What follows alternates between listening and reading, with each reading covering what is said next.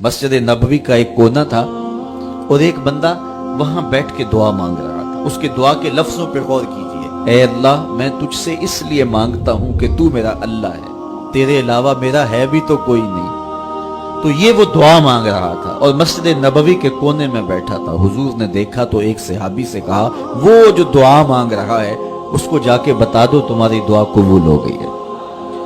वो मांग इस ढब से रहा है। तो ये दुआ अपने रब से न्याज है, दुआ खुद इबादत है। जब तुम्हारी जरूरतों का कफील वो है तो फिर उससे नहीं मांगेंगे तो किससे मांगेंगे। और जब उससे बंदा मांगता है तो फिर वो मांगने वाले की लाज भी रखता है। इन्ना रब्बकुम हय्युन करीमुन यस्तही मिन अब्दिही इज़ा रफ़अ यदैहि अन यरुद्दहुमा सिफ़रा। तुम्हारा रब हया करने वाला करीम है। जब बंदे उसके सामने हाथ फैला के दुआ मांगते हैं, अल्लाह फरमाता है मुझे शर्म आती है उनके उठे हुए हाथ खाली कैसे मोड़ो। जब उन्होंने मुझसे मांगा है तो मैंने भी ना दिया तो कौन देगा। मैं एक सादी सी बात करता हूं, इतने लोग जितने लोग यहां बैठे हैं, अगर किसी दुनियादार के डेरे पे चले जाएं और उससे कोई चीज तलब करें और वो देने की इस्तात रखता हो तो वो क्या खाली लुटाएगा?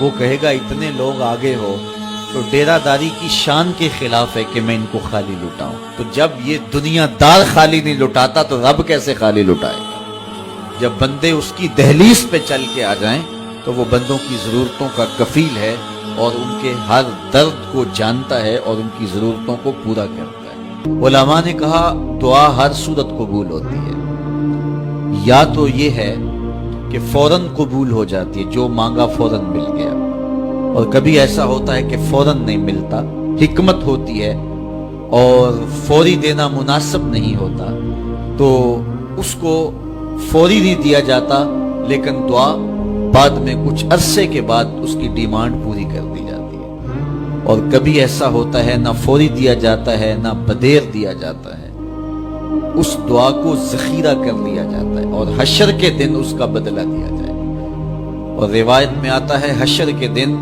जब उन दुआओं का बदला दिया जाएगा जिनका बदला दुनिया में नहीं मिला था, तो लोग आरजू करेंगे काश के दुनिया में कोई दुआ कबूल ही ना हुई होती, सारे सिले आखिरत में मिलते।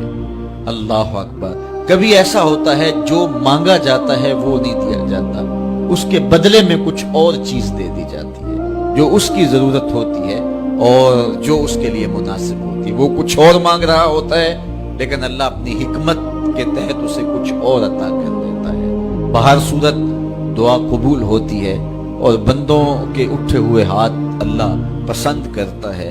दुआ अल्लाह से राजो न्याज की बातें, जो बातें बंदा किसी से नहीं कर सकता वो अपने रब से डायरेक्ट करता है।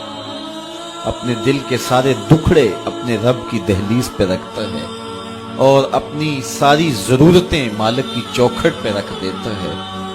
और उससे मांगते हुए बंदे को शर्म नहीं आती, हया नहीं आता, बल्कि उससे मांगते हुए फख्र महसूस हो रहा होता है कि मैं अपने रब से मांग रहा हूं। किसी और से मांगे तो झिझक लगती है, लेकिन मालिक से मांगे तो अपनायत का एहसास होता है कि मैं उससे मांग रहा हूं, इसलिए कि वो हमारा रब लगता है, हमारा उससे रब्त कितना गहरा है।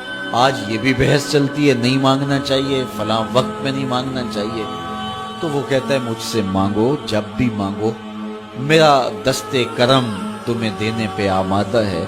और अगर कोई नहीं मांगता फमा कुल मा याबो बिकुम रब्बी लौला दुआउकुम, ए महबूब फरमा दो अगर ये नहीं मांगेंगे तो अल्लाह भी परवाह नहीं करेगा। मांगना तुम्हारी जरूरत है, अगर तुम मांगते रहोगे तुम्हारी झोलियां भरता रहेगा, और अगर तुम्हें उससे नहीं पुकारोगे तो वो भी तुम्हारी परवाह नहीं करेगा। तो उसके हुजूर दुआएं मांगो, अपनी आरज़ुएं पेश करो, अपनी तमन्नाएं उसके हुजूर पेश करो। अच्छा, दुनियादारों से मांगे तो अपने लिए मांगते हैं, लेकिन अल्लाह से मांगो तो अपने लिए भी मांगो, औरों के लिए भी मांगो। वो करीम है, वो देता है और खुश होके देता है, तो उससे मांगो, उससे झोली फैलाओ।